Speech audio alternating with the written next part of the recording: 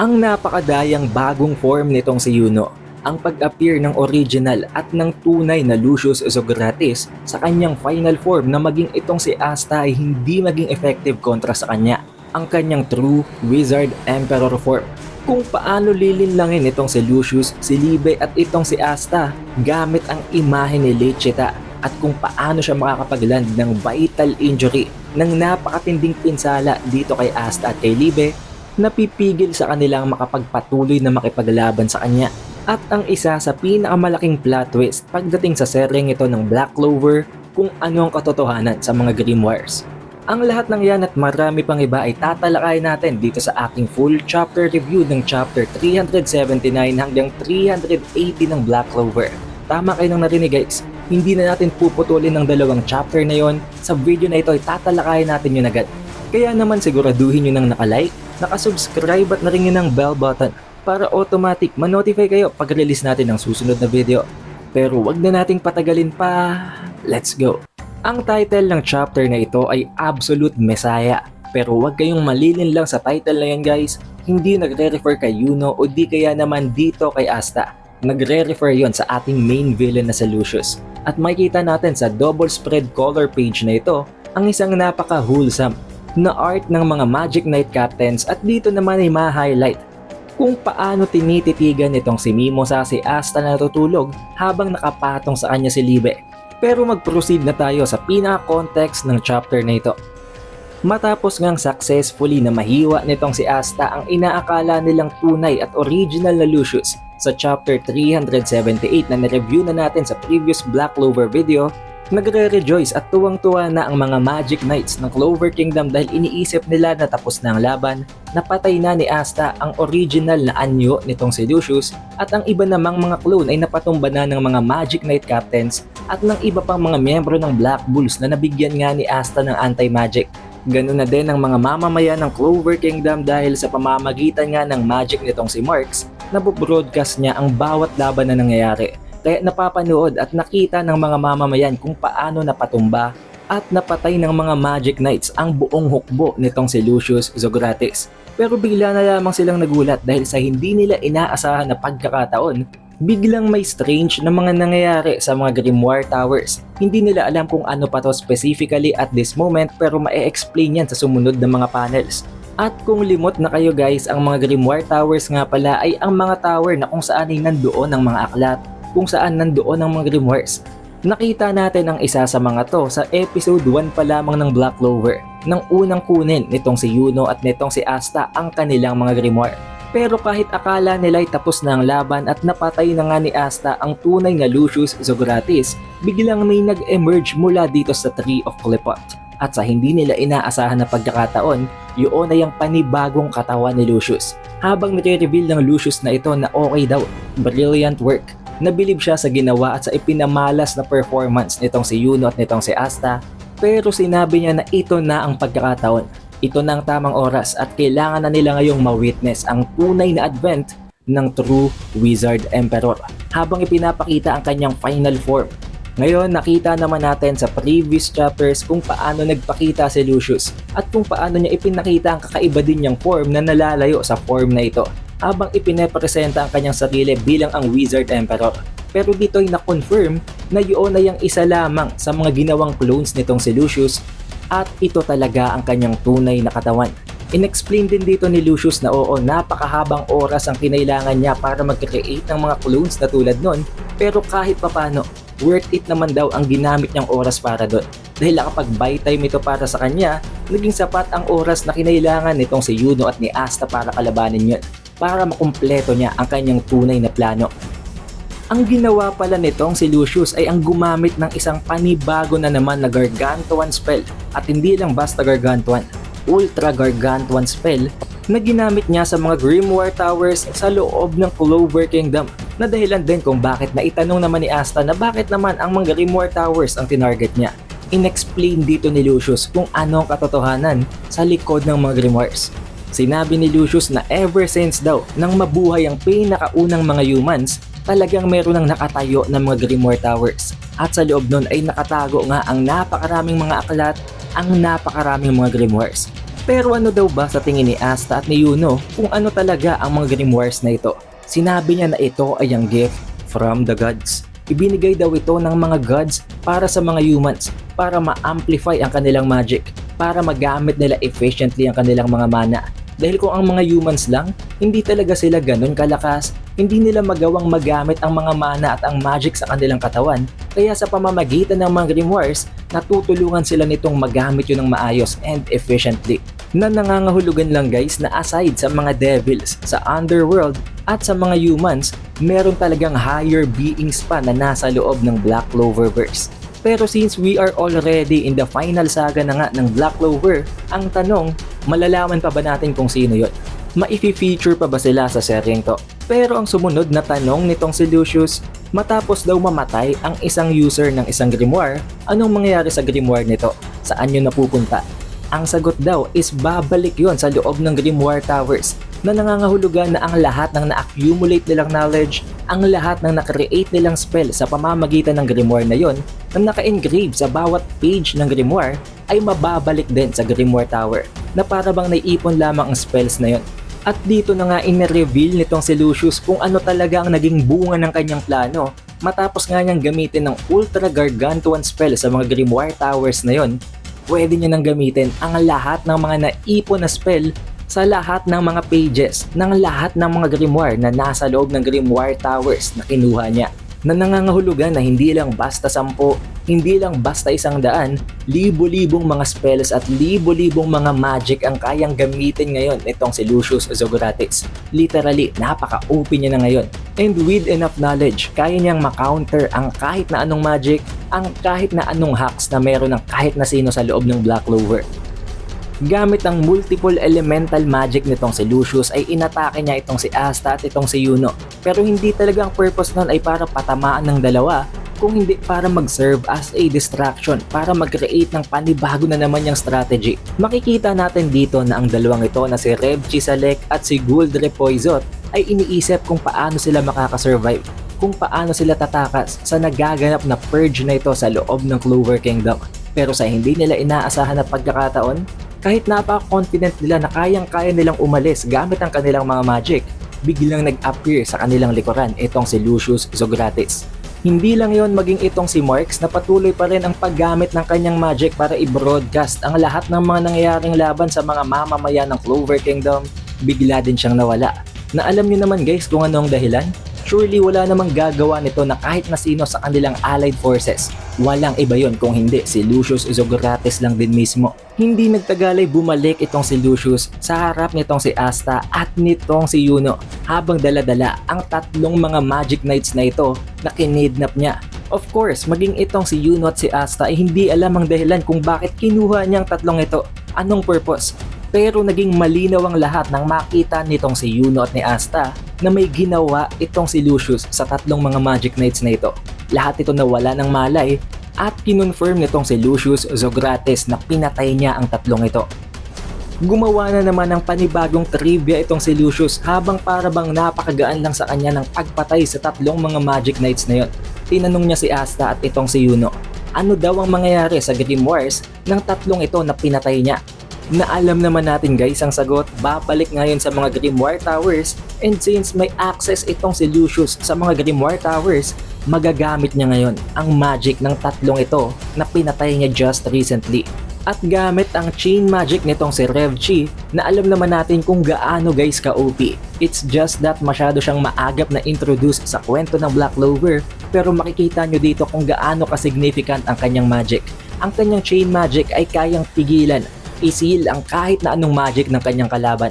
Regardless kung gaano kalayo ang gap nila, kung gaano kalakas ang kanyang target, mawawalan nyo ng kwenta as long as tinatamaan sila ng kadenang ito, masisil ang kanilang magic. Na dahilan kung bakit hindi makagalaw itong si Yuno at alam na alam din niya na tulad ng nangyari sa pinakaunang episode, hindi niya magagamit ang kahit na anong magic sa kanyang arsenal. Buti na lamang at tinulungan siya nitong si Asta at gamit ang kanyang anti-magic, pinigilan nitong si Asta ang mga chains na ito para muling makagamit si Yuno ng kanyang mga magic. Dito ay hindi pa rin nasatisfy itong si Lucius. Gamit naman ng magic nitong si Marks, ibinroadcast niya ulit sa lahat ng mga mamamayan ng Clover Kingdom kung paano daw niya dudurugin kung paano niya papatayin si Yuno at si Asta. Cause ito ng napakatinding panic sa buong Clover Kingdom dahil unang-una sa lahat, masaya na nga sila. Nagre-rejoice na sana sila dahil akala nila tapos na ang delubyo. Pero buhay pa pala talaga itong si Lucius at hindi lang yun, mas malakas pa siya ngayon. Dito ay magkakaroon ng switching of scenes guys at makakarating tayo sa Land of the Sun at tulad na nga ng iba pang mga karakter sa loob ng Black Clover, maging itong si Ryudo Ryuya ay kinakabahan na rin dahil hindi niya inaasahan na may ganito palang binabalak itong si Lucius. Tinawag niya ang magic na ito ni Lucius na ang kanyang Ultra Magic. Sinabihan niya ang isa sa mga Ryuzen 7 na gamitin ang kanyang magic na ang amplifying magic ng isa sa mga membro ng Ryuzen 7 na ang Sound Yojutsu Fighters Battle Song. Sa pamamagitan nito, ang kahit na sinong namarkahan na nitong si Ryudo Ryuya ay magagawa niyang makausap telepathically kahit na malayo pa ito, kahit nasa labas pa ito ng Land of the Sun. In-explain dito nitong si Ryudo Ryuya dito kay Asta na nasa malalang sitwasyon sila. Nasa delikadong sitwasyon talaga sila ngayon ni Yuno dahil napaka-OP na ngayon nitong si Lucius.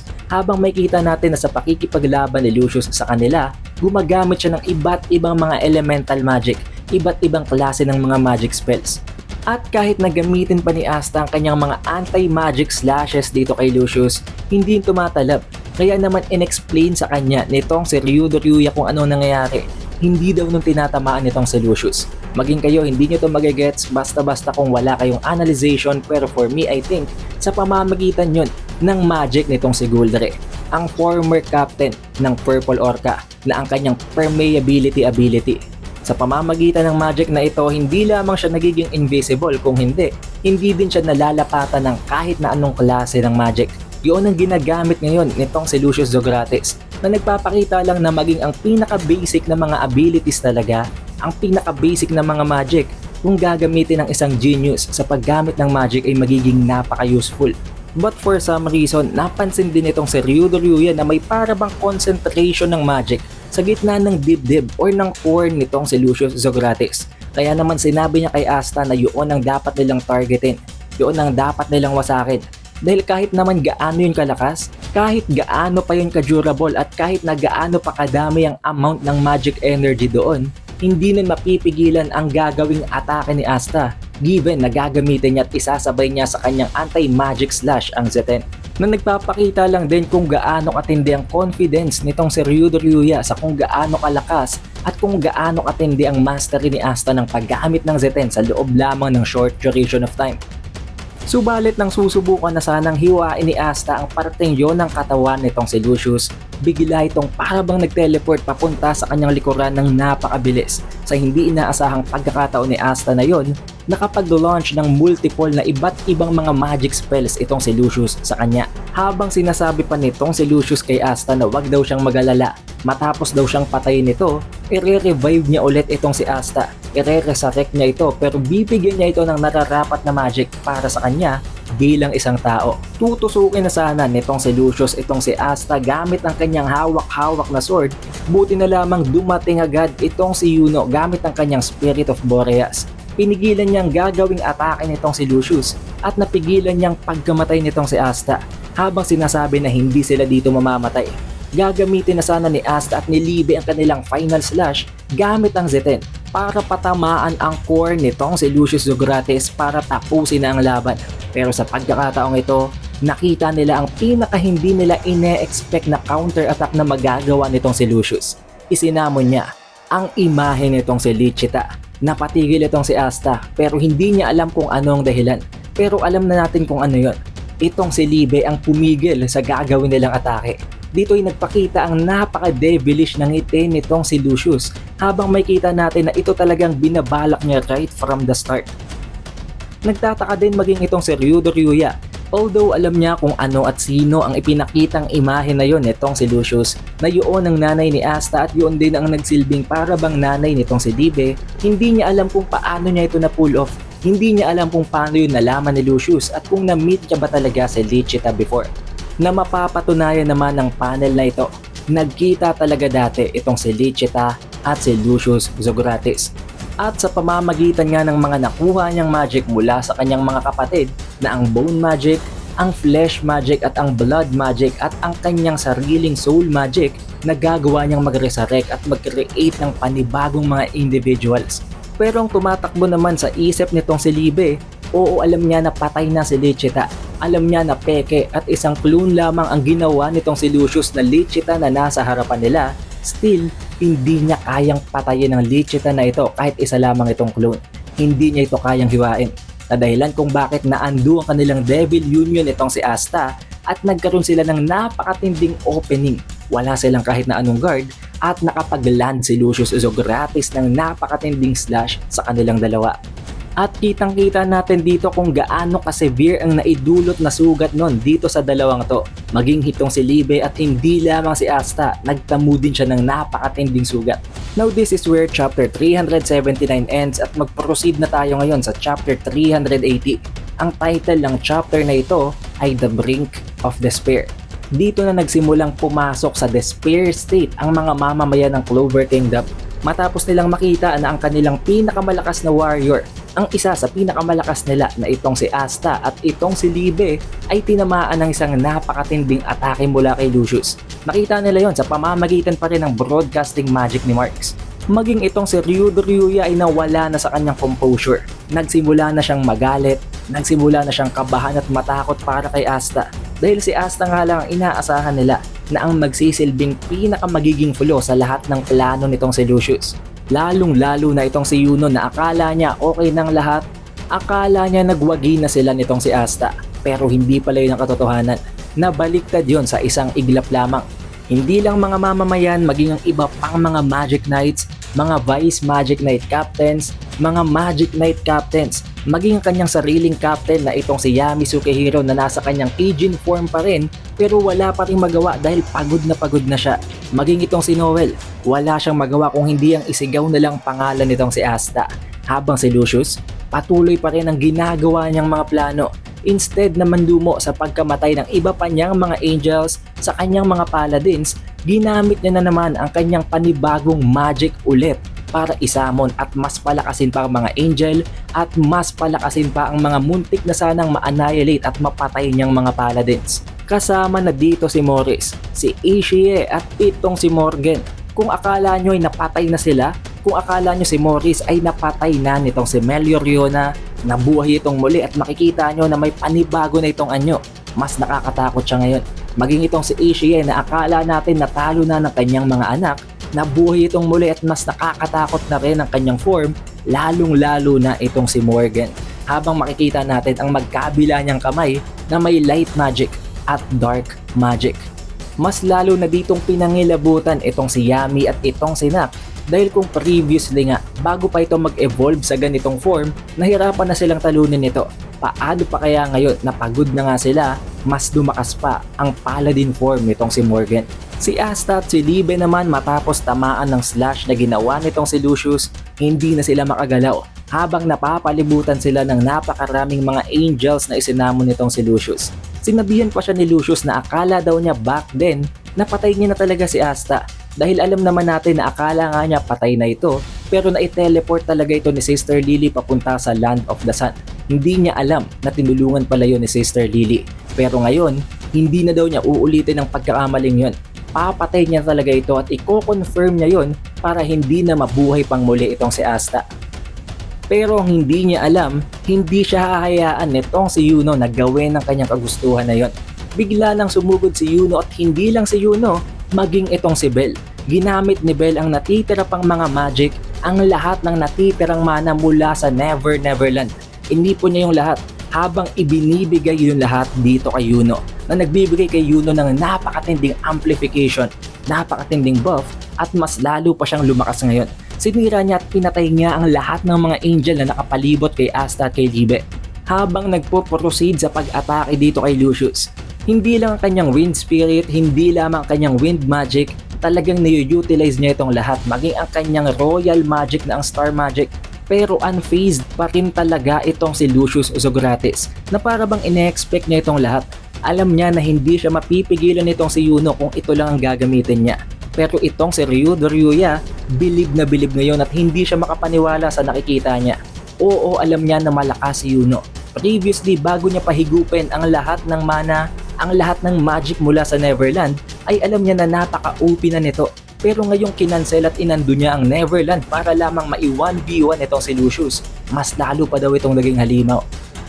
Itong si Lucius naman ay pinoprovoke itong si Yuno habang sinasabi na tamang desisyon daw ba na i-undo ang kanyang Neverland para lamang magkaroon ng sapat na lakas para kontrahin itong si Lucius Zogratis. Dahil alam naman natin na ginawa talaga nitong si Yuno ang Neverland para suportahan ng iba pang mga Magic Knights na nakikipaglaban sa Paladins, na nakikipaglaban sa mga Angels, at sa mga clones nitong si Lucius. Pero alam din niya na kung hindi niya ite-take ang risk na yon, kung hindi niya hihigupin ang Neverland, hindi niya matatalo itong si Lucius. Kaya kailangan niyang pagkatiwalaan na lamang ang lahat ng Magic Knights at mag-go all out na sa 1v1 nila nitong si Lucius dahil wala na nga si Asta at Libe. Sa pagkawala ng Neverland, ng buff sa mga Magic Knights na nakikipaglaban sa iba pang panig ng puwersa nitong si Lucius, unti-unti na ding nawala ang anti-magic na ibinigay sa kanila ni Asta. Kaya kakailanganin na nilang umasa sa kanilang sariling magic, sa kanilang sariling mga lakas para pigilan ang mga evolved na form